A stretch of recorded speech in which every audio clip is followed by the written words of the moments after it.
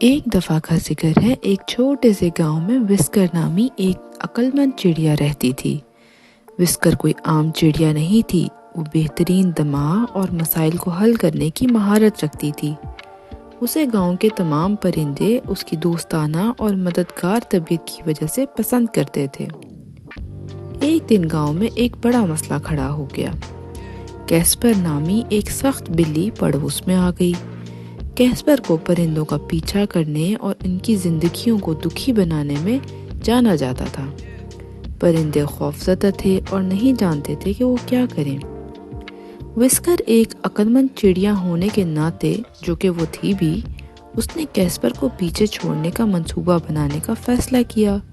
اس نے گاؤں کے تمام پرندوں کو اکٹھا کیا اور اپنا خیال بیان کیا۔ وسکر نے کہا، ہمیں کیسپر کو پیچھے چھوڑنے کے لیے مل کر کام کرنے کی ضرورت ہے، اور خوف سے بھاگنے کی بجائے آئیے اپنے دماغ کو کیسپر کو سبق سکھانے میں استعمال کریں۔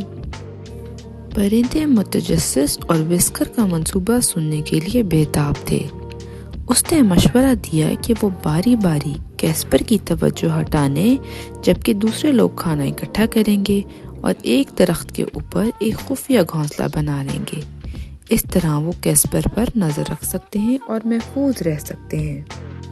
پرندے وسکر کے منصوبے پر راضی ہو گئے اور اس پر عمل کرنے لگے۔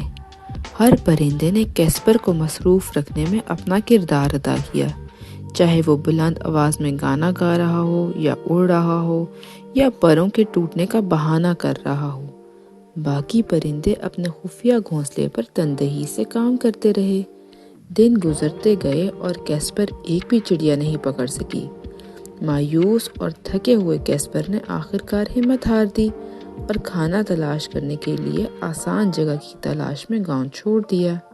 پرندوں نے اپنی جیت کا جشن منایا اور وسکر کی چالاک سوچ کی تعریف کی گئی۔ اس دن سے گاؤں میں پرندے اپنے اتحاد اور ذہانت کی وجہ سے مشہور ہو گئے۔ انہوں نے سیکھا کہ ایک ساتھ مل کر مسائل کو سامنا کرنے کے لیے اپنے دماغ کا استعمال کرنے سے سخت ترین دشمن پر بھی قابو پایا جا سکتا ہے۔ اور یوں وسکر دی کلیور اسپیرو اور اس کے فیڈر فرینڈز خوشی سے زندگی بسر کرتے رہے اور آنے والی نسلوں کو مل کر کام کرنے اور چیلنجز پر قابو پانے کے لیے اپنے عقل کا استعمال کرنے کی اہمیت سکھاتے رہے۔